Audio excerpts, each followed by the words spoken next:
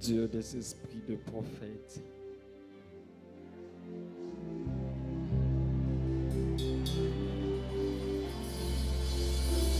Dieu des esprits de prophètes. Dieu des esprits de prophètes. Dieu des esprits de prophètes. Dieu des esprits de prophètes. Dieu des esprits de prophètes. Dieu des esprits de prophètes. Dieu des esprits de prophètes.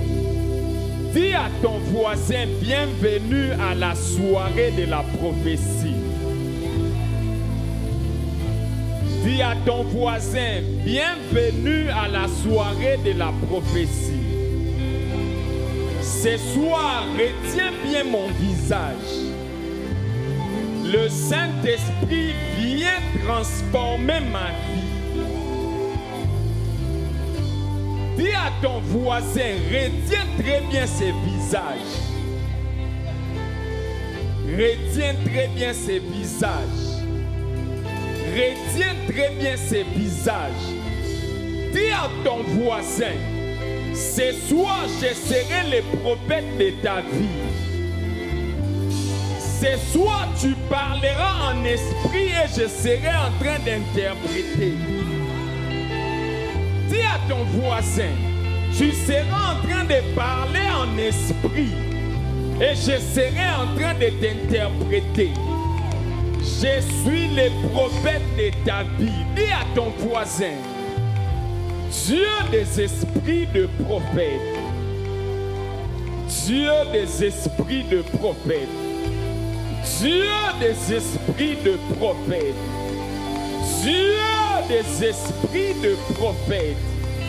Dis à ton voisin, ce soir, je serai le prophète de ta vie. Ne me néglige pas comme tu me vois. J'ai une parole pour toi ce soir. Ah, est-ce qu'on peut balancer la main?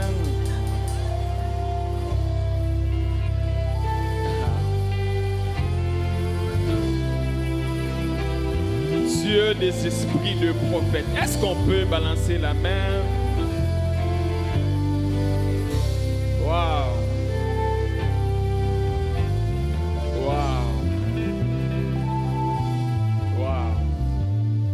On va se rasseoir.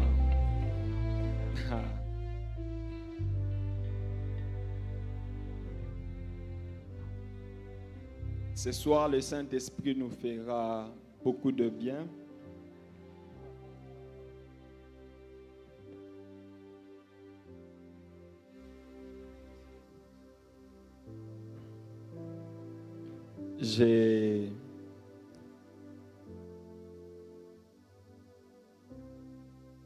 J'étais en train de lutter dans mon esprit pendant que l'évangéliste était en train de parler ou le pasteur Cospiel était en train de parler.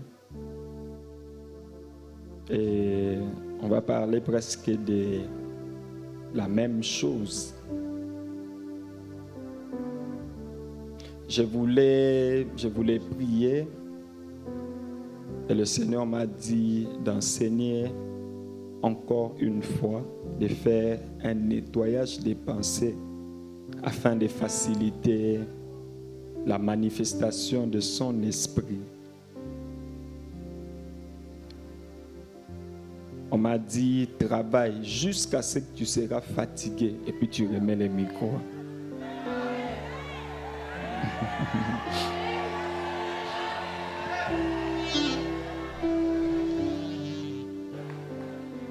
C'est ainsi que vous allez vivre les manifestations du Saint-Esprit de toutes les couleurs.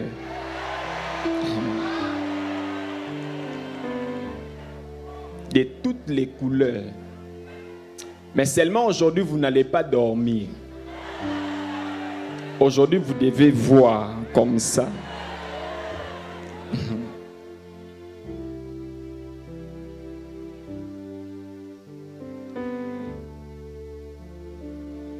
Nous bénissons le Seigneur pour la vie de son serviteur Jacques Amessan. Un homme que j'aime beaucoup, un ami que Dieu m'a donné, et qui me conseille, qui m'aide beaucoup.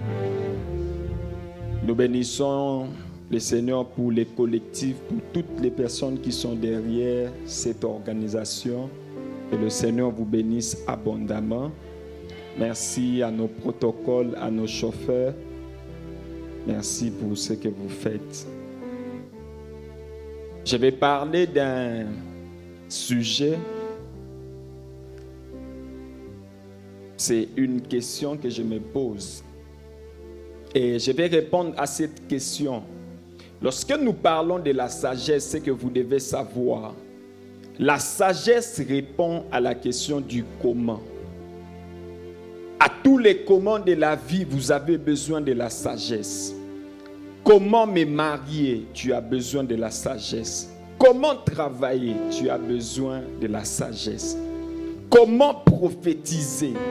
Cette question exige une sagesse. Comment manifester la puissance du Saint-Esprit? Tu as besoin de la sagesse. C'est ainsi que ce soir, je vais vous parler de que dois-je faire pour vivre les manifestations du Saint-Esprit. C'est comme une question, c'est comme quelqu'un qui pose la question, prophète, que dois-je faire pour vivre les manifestations du Saint-Esprit? C'est ainsi que je vais apporter une sagesse afin d'aider l'Église réunie ce soir pour que vous puissiez accéder à une nouvelle compréhension de la manifestation du Saint-Esprit. C'est un message que depuis hier, tout ce que je vous enseigne, les membres d'école des prophétesses seront toujours en avance parce que j'ai donné.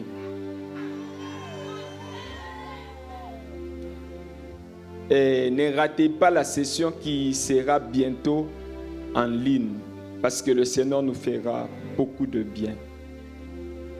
Si les cultes ne peut pas donner solution aux problèmes de l'humanité, l'Église doit fermer. Pour quitter la fréquence des problèmes vers la possibilité des solutions, il vous faut une compréhension, il faut un niveau de compréhension sur l'autorité spirituelle. Si vous voulez quitter vos problèmes vers la possibilité de solutions, vous avez besoin d'une autorité spirituelle. Toutes les manifestations du Saint-Esprit qui passent par un homme exigent un niveau de compréhension de l'autorité spirituelle. Tu veux guérir un malade, tu as besoin d'une autorité spirituelle. Tu veux prophétiser, il te faut une autorité spirituelle. Tu veux prier en langue, tu veux chasser les démons. Il te faut une autorité spirituelle. J'ai aimé puisque l'évangéliste a parlé de ça. C'est ainsi que vous allez remarquer, le Seigneur Jésus, avant d'envoyer les disciples, dans Marc chapitre 6, le verset 7, il commence par leur donner pouvoir sur les esprits impurs. Il savait que ces personnes peuvent apporter solution en fonction de l'autorité spirituelle qu'ils seront en train de manifester. La grande question, c'est quoi l'autorité spirituelle? L'autorité spirituelle, pour faire simple, signifie avoir une autorisation. C'est avoir l'autorisation de faire à la place d'une autre personne. C'est le pouvoir qu'une autre personne te donne afin que tu agisses à sa place. L'autorité spirituelle, c'est une autorisation que vous recevez. Lorsque nous disons que nous avons l'autorité spirituelle, c'est que nous avons l'autorisation d'agir à la place de Dieu. C'est ainsi que l'autorité spirituelle par rapport aux esprits impurs, c'est une autorisation que nous recevons de la part de notre Seigneur Jésus devant les esprits impurs. C'est ainsi que l'Église ne pouvait pas commencer tant que le Seigneur Jésus ne s'était pas rassuré que les disciples reçoivent quelque chose. Ne quittez pas ces lieux jusqu'à ce que la puissance du Saint-Esprit viendra sur vous. Voici. Lorsque Dieu a créé l'homme, il a doté Adam d'une autorité. C'est cette autorité qui a permis à l'homme de nommer les animaux à la place de Dieu. Si Adam est arrivé à dire aux animaux, toi, ton nom c'est lion, chien, chat, c'est parce que cet homme avait reçu une autorisation. Il avait reçu une autorité afin de fixer les choses à la place de Dieu. Une personne qui reçoit l'autorité spirituelle sera en train de travailler selon que Dieu a souhaité. C'est ainsi que cet homme, tout ce qu'il disait correspondait à ce que Dieu voulait voir, parce qu'il avait reçu une autorisation venant de Dieu. Genèse chapitre 2, les versets 29 et les versets 30. On ne va pas lire.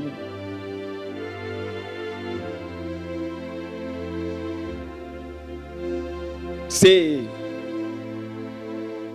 Adam qui est en train de nommer les animaux. Voici comment les choses se passent.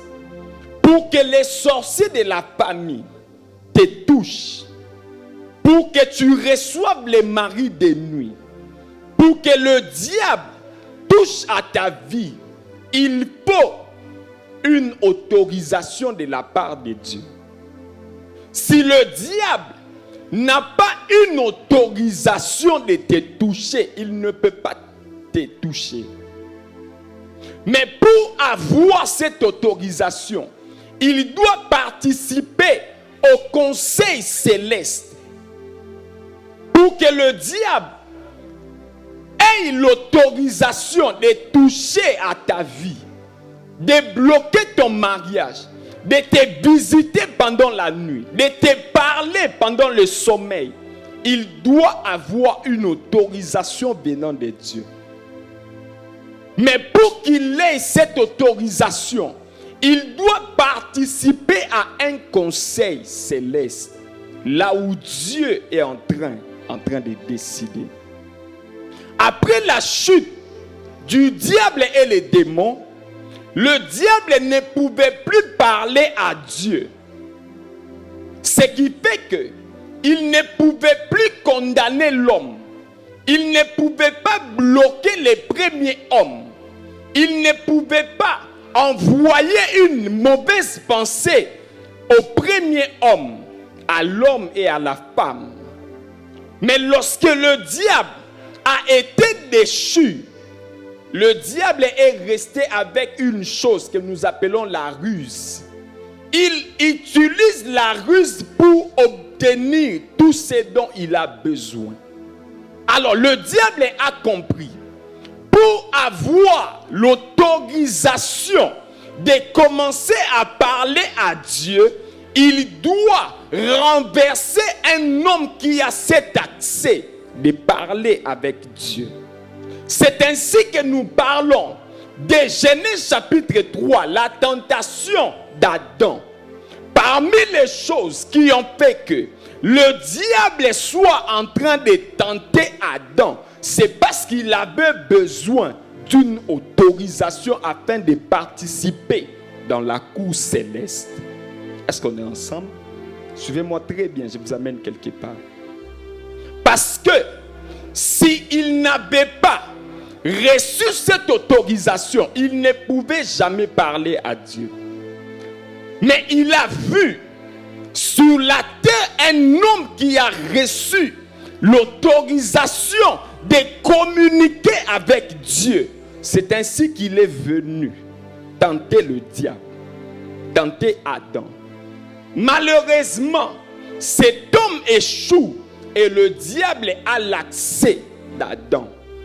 C'est ainsi que vous verrez, puisque le diable a vaincu Adam, le diable reçoit désormais l'autorisation de parler à Dieu. C'est ainsi qu'il y a un passage de la Bible que plusieurs personnes connaissent. Job, chapitre 1er, le verset 7. Job, chapitre 1er, le verset 7. Le verset 6 d'abord et puis 7. Bien reçu. Or, les fils de Dieu vinrent un jour se présenter devant l'Éternel, et Satan vint aussi au milieu d'eux. Le verset 7. L'Éternel dit à Satan, d'où viens-tu? Et Satan répondit à l'Éternel, de parcourir la terre et de m'y promener. 1 Roi, chapitre 22, le verset 19 jusqu'au verset 21. 1 Roi, chapitre 22, verset 19. Come on. Et Michée dit, écoute donc la parole de l'Éternel. J'ai vu l'Éternel assis sur son trône et toute la mer des cieux se tenant auprès de lui, à sa droite et à sa gauche. Et l'Éternel dit, qui séduira Akab pour qu'il monte à Ramoth en Galate et qu'il y périsse? Il répondit l'un d'une manière, l'autre d'une autre. Et un esprit vint se présenter devant l'Éternel. Un esprit vient se présenter devant l'Éternel. Comment? Et dit, moi je le séduirai. L'Éternel lui dit, comment? Verset 22. Je sortirai, répondit-il, et je serai un esprit de mensonge dans la bouche de tous ces prophètes. C'est bon. Zacharie 3, le verset 1er, puis on va couler. Zacharie 3, le verset 1er. Ok. Il me fit voir Josué, le souverain sacrificateur, debout devant l'ange de l'Éternel, et Satan qui se tenait à sa droite pour l'accuser. Et Satan qui se tenait à sa droite pour l'accuser. Ces trois passages nous révèlent le diable qui assiste à une réunion céleste, qui se présente comme celui qui accuse, tout simplement parce que il a reçu cette autorisation de la part d'un homme qui avait accès à Dieu. C'est ainsi que toute personne qui arrive à te vaincre devient maître spirituel de ta vie. À chaque fois qu'il y aura une tentation devant toi, dis-toi que le diable recherche quelque chose que Dieu t'a donné.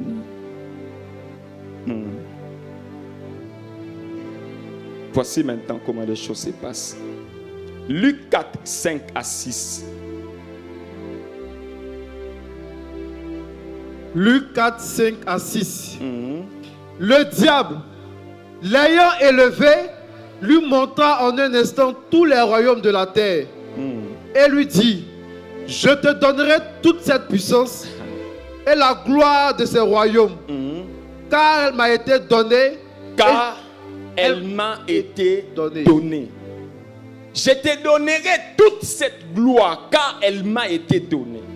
C'est ainsi que vous allez remarquer, Jésus n'a pas contredit cette réalité parce qu'il savait qu'il y a une personne qui a donné au diable ce royaume, cette autorité.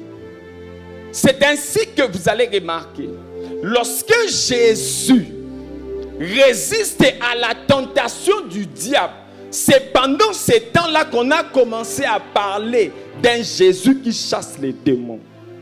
Avant la tentation de Jésus, Jésus ne chassait pas les démons. Tout simplement parce que dans le monde spirituel, c'est lui à qui tu arrives à vaincre, tu deviens maître spirituel.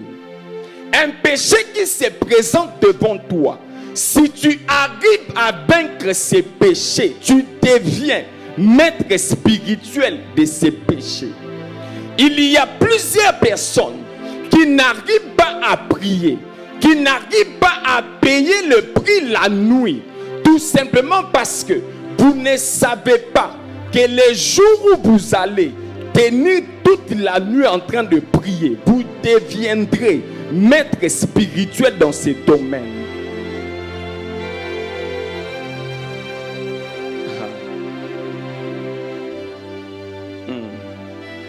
Maintenant, lorsque Jésus arrive à vaincre le diable, le Seigneur Jésus reçoit une autorisation, mais qu'il ne pouvait pas partager à l'homme.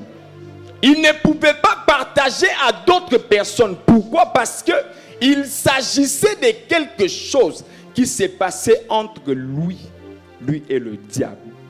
Mais comme l'objectif de notre Seigneur était celui de dépouiller le diable de toute l'autorité qu'il avait reçue d'Adam, c'est ainsi que nous parlons d'un Jésus qui devait aller à la croix. Parce que l'une des choses qui a envoyé Jésus à la croix, c'est parce qu'il devait dépouiller le diable de toute autorité qu'il avait reçue d'Adam. Par la mort, la résurrection, Jésus a dépouillé Satan et son armée.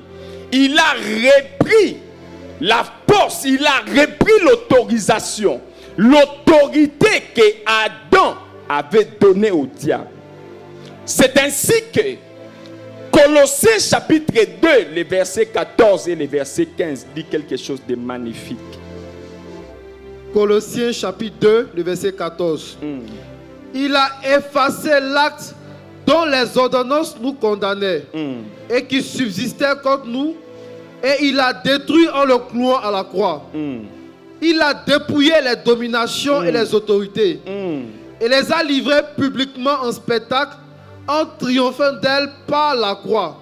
Écoutez maintenant, lorsque Jésus accepte la croix, pendant que Jésus s'est mouru, il était en train de dépouiller le diable de toute autorité qu'il avait reçue. Après la résurrection, c'est alors que le Seigneur Jésus vient faire cette déclaration forte. Dans Matthieu chapitre 28, le verset 18. Tout pouvoir m'a été donné dans le ciel et sur la terre. Tout simplement parce que après avoir vaincu le diable à la croix, Jésus reçoit tout le pouvoir. Et ce pouvoir, il devait communiquer cela à son église, afin que l'église reprenne l'autorité que Adam avait perdue. Et c'est ici que le Seigneur Jésus, dans Luc chapitre 10, les versets 18 et 19, il dit quelque chose de magnifique. Come on. Luc chapitre 10, le verset 18. Jésus leur dit, je voyais Satan tomber du ciel comme un éclair. Voici, je vous ai donné le pouvoir de marcher sur les serpents et les scorpions et sur toute la puissance de l'ennemi. Et rien ne pourra vous nuire. Après avoir dépouillé le diable, il vient communiquer maintenant cette autorité à son église. C'est ainsi qu'il parle des serpents et scorpions. L'image que le diable prenait pour détruire le peuple de Dieu. Lorsque nous parlons de l'autorité spirituelle, nous voyons quelque chose que Dieu avait donné à l'homme. l'homme a perdu cette autorité lors de la tentation. Le Seigneur Jésus est venu. Il a accepté la mort de la croix afin de reprendre l'autorité. Mais il ne finit pas par là. Il vient communiquer cette autorité afin que nous puissions marcher maintenant. Lorsque nous parlons de la puissance du Saint-Esprit, nous devons savoir qu'il s'agit d'une autorité spirituelle que nous devons manifester. Wow. Voici. Éphésiens 1er, 20 à 23. Éphésiens 1, 20 à 23. Il a déployé en Christ, en le ressuscitant des morts, et en le faisant asseoir à sa droite dans les lieux célestes, au-dessus de toute domination, de toute autorité, de toute puissance, de toute dignité et de tout nom qui peut se nommer, non seulement dans le siècle présent, mais encore dans le siècle à venir. Il a tout mis sous ses pieds et il a donné pour chef suprême à l'Église, qui est son corps, la plénitude de celui qui remplit tout en tous. Vous savez quoi? Un communiqué important. Les passages de Job chapitre 1er, les versets 6, ne peut plus se reproduire aujourd'hui. Parce que le diable ne garde plus sa même position. La position d'accusateur. Le diable n'a plus cette position. C'est ainsi que le diable ne peut plus t'accuser aujourd'hui. Parce qu'il a perdu son accès dans la cour céleste. Puisqu'il n'a plus son accès, il ne peut plus te toucher tout simplement parce que avant de te toucher, il doit parler à Dieu. Il faut que Dieu lui donne l'autorisation. Maintenant, comme il a été dépouillé, il ne peut plus parler à Dieu. C'est ainsi que ces passages ne peuvent plus se reproduire. Tu sais quoi?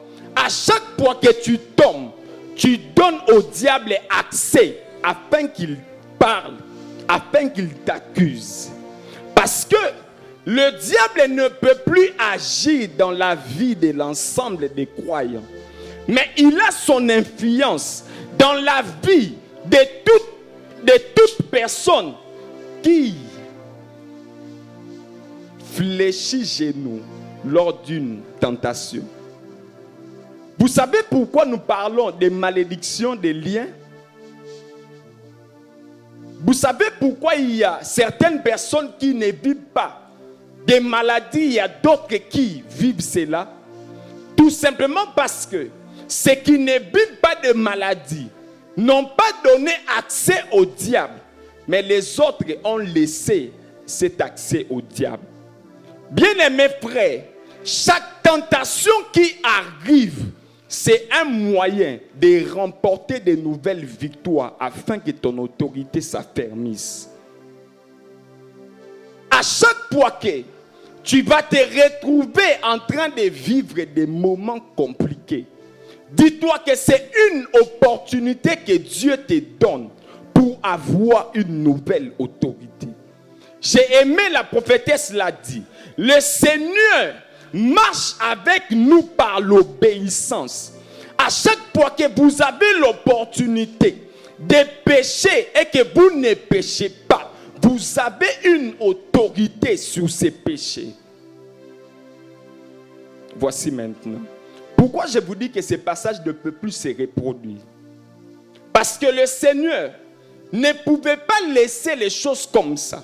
Après avoir dépouillé le diable, il devait nous montrer dans les Écritures un passage qui nous prouve que le diable, celui qui nous accusait, n'est plus là-bas. Apocalypse 12. Come on. 10. Apocalypse 12, le verset 10. Et j'entendis dans le ciel une voix forte qui disait: Maintenant le salut est arrivé, et la puissance est le règne de notre Dieu et l'autorité de son Christ. Wow. Car il a été précipité, l'accusateur de nos frères, celui qui les accusait devant notre Dieu, jour et nuit. Il a été précipité. C'est lui qui a accusé Job. C'est lui qui s'est présenté devant Dieu pour séduire les faux prophètes. C'est lui qui accusait les sacrificateurs, a été précipité.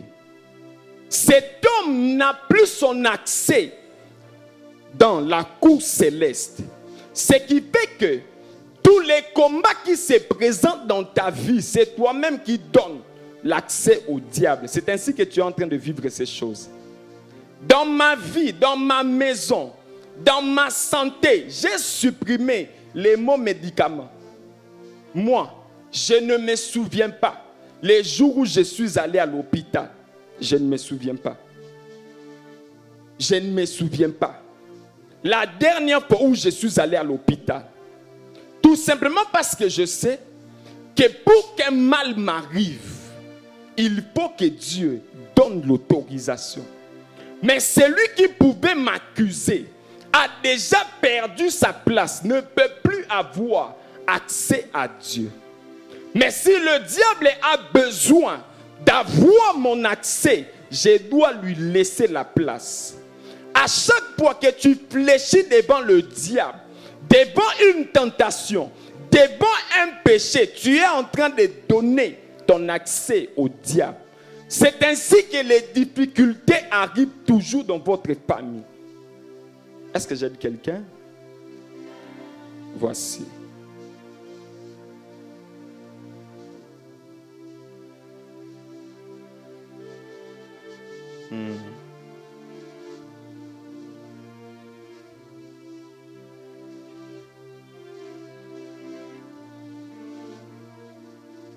Dieu savait que lorsque le diable a été précipité, il est venu sur la terre. C'est ainsi qu'il vous donne maintenant le pouvoir de marcher sur les serpents et sur les scorpions. Il a prévu en avance. Il vous a donné une autorité sur le diable afin que vous ne puissiez plus marcher comme vous êtes en train de marcher. Alors, prophète, que dois-je faire pour vivre les manifestations du Saint-Esprit? Alors que j'ai compris que j'ai l'autorisation venant de Dieu, j'ai reçu une autorité de vivre les manifestations du Saint-Esprit. Le diable ne peut plus me résister. Il y a plusieurs passages de la Bible qui démontrent que Dieu nous a donné le pouvoir de chasser les démons. Mais prophète, pourquoi je ne vis pas cela? Pourquoi je ne prophétise pas alors que j'ai l'autorisation de parler à Dieu? Vous savez le passage qui dit que Dieu nous a amenés dans les lieux célestes. C'est tout simplement parce que lorsque le diable a perdu sa place, Dieu, au moyen de notre Seigneur Jésus, il nous a amenés là, afin que nous puissions communiquer avec notre Père. La grande question maintenant, pourquoi vous ne manifestez pas la puissance du Saint-Esprit? Pourquoi vous ne vivez pas ces choses? Pourquoi vous ne prophétisez pas? Pourquoi vous ne chassez pas les démons? Pourquoi vous ne priez pas pour le malade? Pourquoi vous ne guérissez pas les malades? J'ai une réponse pour vous. Alléluia. J'ai fait un nettoyage des pensées. Parce que lorsque tu dis, le diable est en train de me réclamer. Le diable est là-bas, il m'accuse. La sorcellerie de la famille, on me réclame. On te réclame parce que tu as vendu ton accès. Si tu fermes tout accès, il n'y aura aucune personne qui va te réclamer. Ah, voici maintenant. Les manifestations du Saint-Esprit ne viennent pas en vain. Tout ce que Dieu fait, c'est pour un but. Dieu donne les dons spirituels pour un but précis. Dieu guérit les malades pour un but précis. Dieu fera de toi un canal lorsque tu vas accéder à la compréhension des choses que je vais vous dire. Voici. Prophète, que faire pour manifester la puissance du Saint-Esprit? Il faut exercer son ministère et accomplir sa mission. Je ne parle pas d'exercer son ministère ou accomplir sa mission. Exercer son ministère et accomplir sa mission. Ok, je vais maintenant enlever les voiles. Est-ce que vous savez que le ministère et la mission ne sont pas la même chose? La puissance du Saint-Esprit descend dans la vie d'une personne qui exerce son ministère et qui accomplit sa mission. Voici la différence. Votre ministère, c'est votre service auprès des croyants. Votre mission, c'est votre service envers les non-croyants. Est-ce qu'on est ensemble? Votre ministère, c'est Dieu qui travaille en vous et sur vous dans l'Église. La mission, c'est Dieu qui travaille en vous et avec vous dans le monde. Dieu déverse son onction dans la vie de quiconque exerce son ministère et accomplit sa mission. Dans la mission, Dieu veut créer une famille. Dieu veut sélectionner une famille pour lui. Dans le ministère, Dieu bâtit cette famille. Son onction descend dans la vie de toute personne qui exerce son ministère et accomplit sa mission.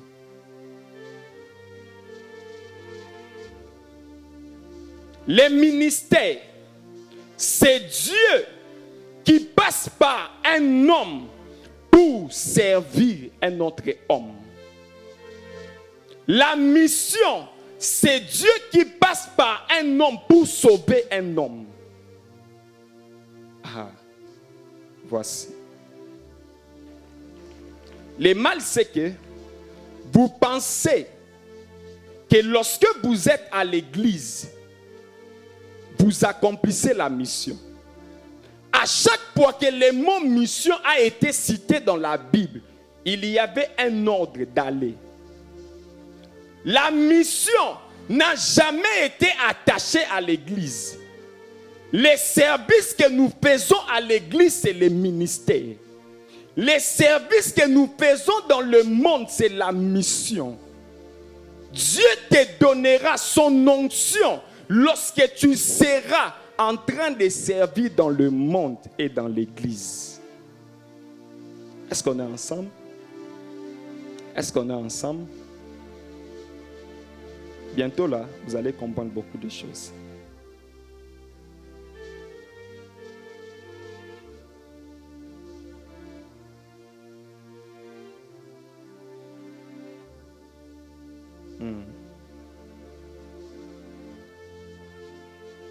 Le problème est venu dans la mauvaise définition que nous avons eue du mot ministère. Parce que nous avons rattaché le mot ministère à Éphésiens 4 et 11 seulement. Après avoir lu ma Bible, j'ai identifié 3 façons d'exercer son ministère auprès des croyants. On va lire la parole. Colossiens 3, 22 à 23. Colossiens 3, 22 à 23. 22 à 23. Serviteurs, obéissez en toutes choses à vos maîtres selon la chair, non pas seulement sous leurs yeux, comme pour plaire aux hommes, mais avec simplicité de cœur, dans la crainte du Seigneur. Tout ce que vous faites, faites-le de bon cœur, comme pour le Seigneur et non pour des hommes. Ajoutez Matthieu chapitre 25, les versets 34 et 35. Jomo Adoulam. Ici, le Seigneur Jésus est en train de parler. Ces personnes qui sont venues parler à notre Seigneur Jésus. Jésus qui parle, il dit, j'étais nu, vous êtes venus avec les vêtements. Je n'avais pas à manger, vous avez donné la nourriture. Ces personnes sont venues poser la question au maître. Quand est-ce que nous avons fait cela?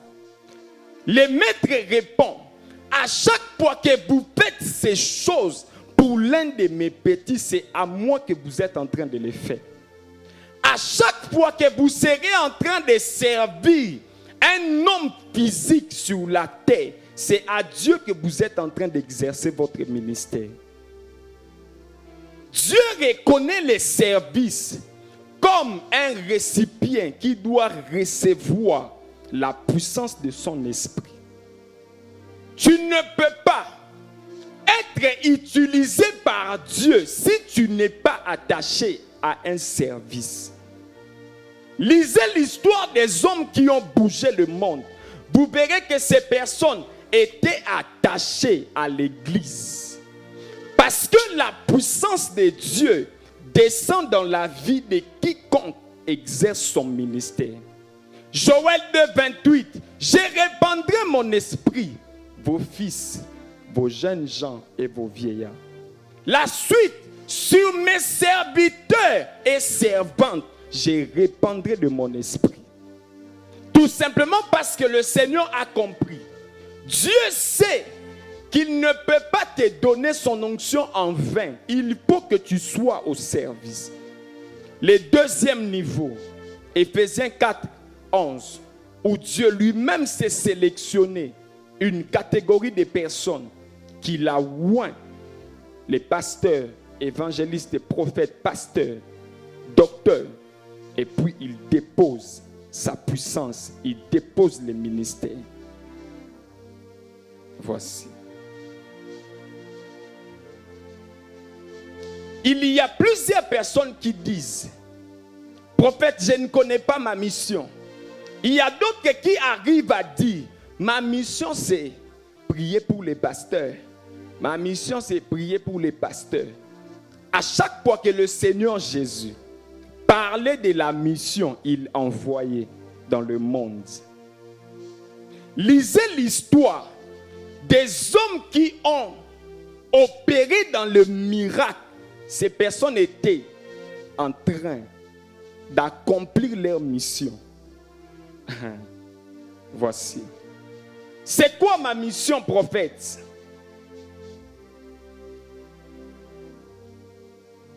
«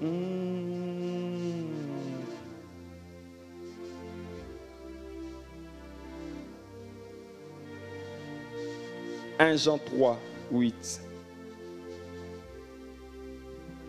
1 Jean 3, le verset 8. Celui qui pêche est du diable, car le diable pêche dès le commencement. Le Fils de Dieu apparu afin de détruire les œuvres du diable. » Voici. Nous sommes les corps du Christ. Notre mission, c'est la continuité de la mission de notre Seigneur Jésus. Si le Seigneur Jésus est venu, c'était pour déloger les œuvres du diable. Lorsque le Seigneur Jésus part, nous restons son corps physique. Notre mission à tous est celui de continuer la mission de notre Seigneur Jésus.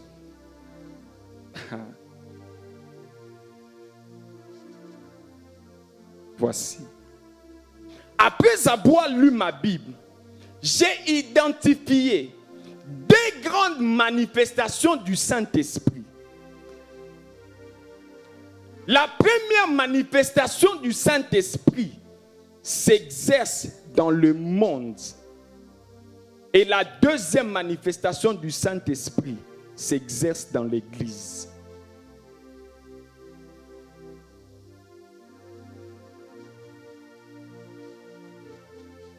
Marc 16. Lisez très bien ces passages, 15 à 18. Marc 16, le verset 15. Puis il leur dit, allez par tout le monde et prêchez la bonne nouvelle à toute la création. Ok. Celui qui croira et qui sera baptisé sera sauvé. Mais celui qui ne croira pas sera condamné. Voici les miracles qui accompagneront ceux qui auront cru. En mon nom, ils chasseront les démons. Ils parleront de nouvelles langues. Ils saisiront des serpents. S'ils boivent quelques breuvages mortels, ils ne leur feront point de mal. Ils imposeront les mains aux malades et les malades seront guéris. Vous voyez très bien ces passages. Vous voyez ces passages ne peuvent pas s'accomplir dans la vie d'une personne qui est dans les contextes du ministère. Ces passages accompagnent toute personne qui est dans le contexte de la mission. Lorsque tu seras à l'église, tu prends ces passages, tu pries avec, tu seras privé de la manifestation. Attendez. Lorsque le Seigneur Jésus dit, voici les miracles qui accompagneront ceux qui auront cru en mon nom. Ces miracles sont précédés par un ordre qu'il a donné. Allez. Lorsque vous allez partir, lorsque vous irez dans le monde, voici les miracles qui vont vous accompagner. Ce n'est pas lorsque vous serez à l'église, lorsque vous serez en train d'accomplir votre mission, voici les miracles qui vont vous accompagner. C'est ainsi que ici, le Seigneur Jésus parle de chasser les démons parce qu'il s'agissait de quelque chose qui se passe dans le monde. Vous savez qu'en principe, à l'église, on ne devait pas chasser les démons. Parce que dans la définition de l'église, c'est un lieu qui réunit les saints. Le Seigneur Jésus savait, comme votre mission est celle de déloger le diable, je vous donne une capacité d'aller chasser les démons. Lorsque vous serez en train d'accomplir votre mission, il vous donne un pouvoir afin que vous puissiez chasser les démons. Tu es à l'église, tu pries. Seigneur, je veux chasser les démons. C'est pas ça. Je veux. Le Seigneur ne t'exauce pas par pitié. Dieu obéit à ses principes. Dieu exauce ses principes. Il n'exauce pas parce que vous priez par pitié. Est-ce que je peux aider quelqu'un? Est-ce que j'aide quelqu'un? Vous parlerez des nouvelles langues. Les nouvelles langues ici, il ne s'agit pas de la diversité des langues comme don spirituel. Le Seigneur Jésus savait que là où vous partez de l'autre côté, vous serez en face d'une difficulté. Parce que vous pouvez aller parler à quelqu'un qui ne maîtrise pas votre langue. Mais moi, j'ai prévu une langue nouvelle. C'est que tu peux te retrouver avec une personne qui parle anglais, alors que toi, tu parles français. Mais lorsque tu seras dans le monde, moi, j'ai prévu une onction de nouvelles langues. C'est ainsi que les jours de la Pentecôte, cette onction était descendue parce qu'il s'agissait d'une mission et non d'un ministère. S'il vous arrive de prendre quelques breuvages mortels, cela ne vous fera aucun mal. Parce qu'il sait que lorsque vous serez de l'autre côté, il peut se faire qu'on vous propose la boisson ou la nourriture. Mais pour ne pas être un frein à l'avancement de l'évangile, vous pouvez prendre. Mais moi, j'ai prévu une méthode pour vous. Lorsqu'on va vous donner quelques breuvages mortels, cela ne vous fera aucun mal. Lorsque vous priez à l'église et que vous demandez à Dieu, Seigneur, l'antipoison, cette portion ne peut pas s'accomplir parce que cette portion accompagne celui qui est dans le contexte de son ministère, de sa mission. Bien-aimés frères, soyez dans le contexte de votre mission et ce passage va se manifester dans votre vie.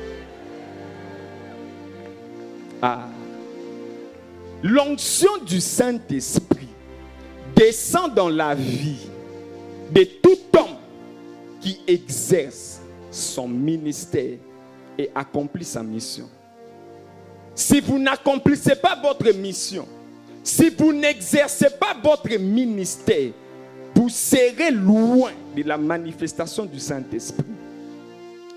Les ministères, votre service auprès des croyants. Tout homme qui refuse de servir auprès des croyants dit, Seigneur, je refuse l'onction.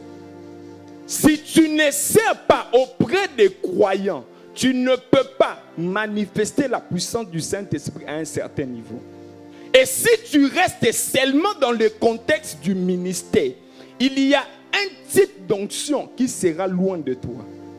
Le Seigneur a établi un service auprès des croyants et un autre service envers le non-croyant. Est-ce que j'ai dit quelqu'un? Philippe, monte avec moi. Les deux grandes manifestations du Saint-Esprit, l'une se présente dans l'église pour les bénéfices des croyants et l'autre se présente dans le monde pour sauver les non-croyants.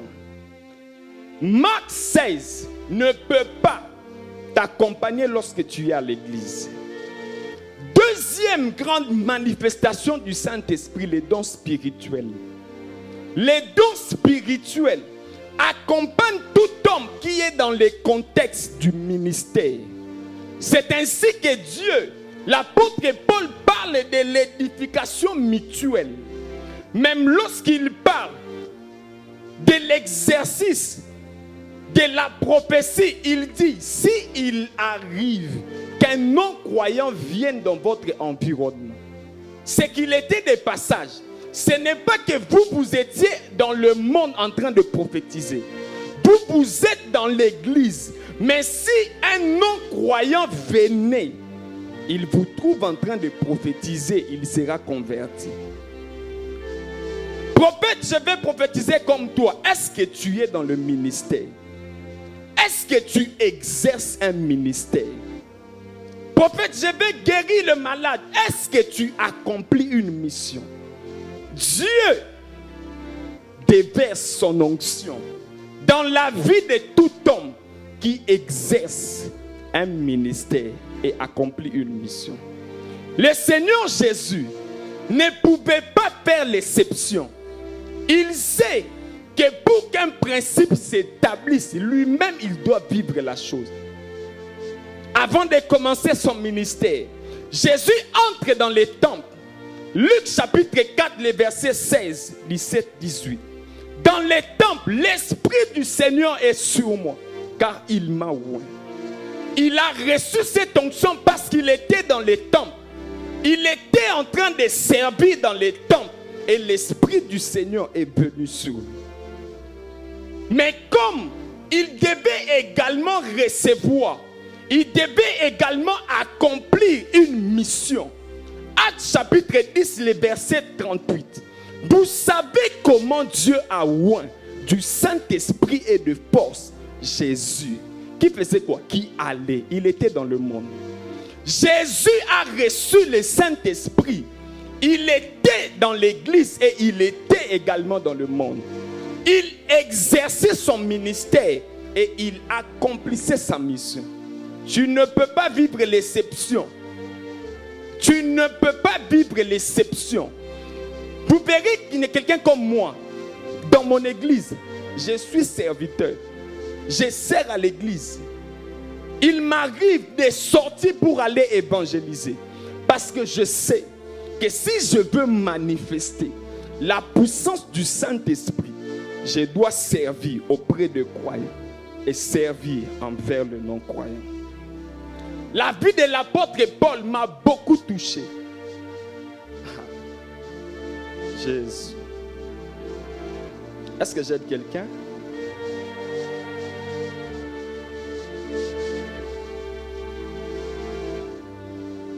L'enseignement spirituel. Acte 9, 3 à 5. Come on. Acte 9, à partir du verset 3. Comme il était en chemin et qu'il approchait de Damas, tout à coup une lumière venant du ciel resplendit autour de lui. Wow. Il tomba par terre et il entendit une voix qui lui disait: Saul, Saul, pourquoi me persécutes-tu? Il répondit: Qui es-tu, Seigneur? Et le Seigneur dit: Je suis Jésus que tu persécutes. C'est bon. Vous savez que ici, cet homme a entendu la voix de Dieu, mais sa vie n'a pas changé. Sa vie commence à changer dans Actes chapitre 13, le verset 1er jusqu'au verset 2. Là, il voit. Le Seigneur Jésus l'appelle, mais il demeure inconnu. Dans Acte 13, come on. Il y avait dans l'église d'Antioche des prophètes et des docteurs.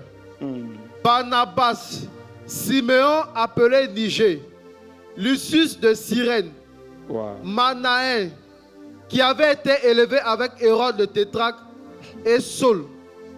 Voici deux. Come on. Pendant qu'ils servaient le Seigneur dans leur ministère et qu'ils jeûnaient, le Saint-Esprit dit: Mettez-moi à part Barnabas et Saul pour le... Pendant qu'ils servaient le Seigneur dans leur ministère, le Saint-Esprit dit. Si nous parlons d'un Paul aujourd'hui, c'est parce qu'il a reçu un message pendant qu'il était en train de servir dans le ministère. Acte 17, 6. Ce passage m'a toujours défié. Acte 17, le verset 6. Ne les ayant pas trouvés, ils traînaient Jason et quelques frères devant les magistrats de la ville, en criant: Ces gens qui ont bouleversé le monde sont aussi venus ici. Ces gens qui ont bouleversé le monde. Ces gens qui ont bouleversé le monde. L'apôtre Paul a bouleversé le monde parce qu'un jour, pendant qu'il était en train de servir dans le ministère, il a entendu une voix. Dieu a parlé aux anciens et on a envoyé l'apôtre Paul. Prophète, que dois-je faire pour manifester la puissance du Saint-Esprit? Une seule réponse: exerce ton ministère et accomplis ta mission. Tu vivras tout ce que tu veux.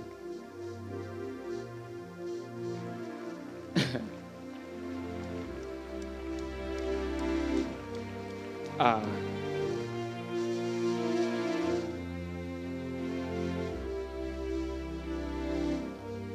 Vous avez l'autorité parce que Dieu, Jésus a dépouillé le diable. Mais cette autorité en vous a besoin que vous puissiez faire quelque chose. Dieu ne peut pas vous donner tant que vous êtes là. Un chrétien simple ne peut pas manifester la puissance du Saint-Esprit. Et un chrétien qui est seulement à l'église ne peut pas manifester le Saint-Esprit à un certain niveau. Et un chrétien qui ne sert pas à l'église, qui est seulement évangéliste dehors, ne peut pas manifester le Saint-Esprit à un certain niveau. Il y a beaucoup de passages bibliques que vous êtes en train de réciter qui ne correspondent pas au contexte de l'environnement. Et vous ne pouvez pas vivre cela. Wow.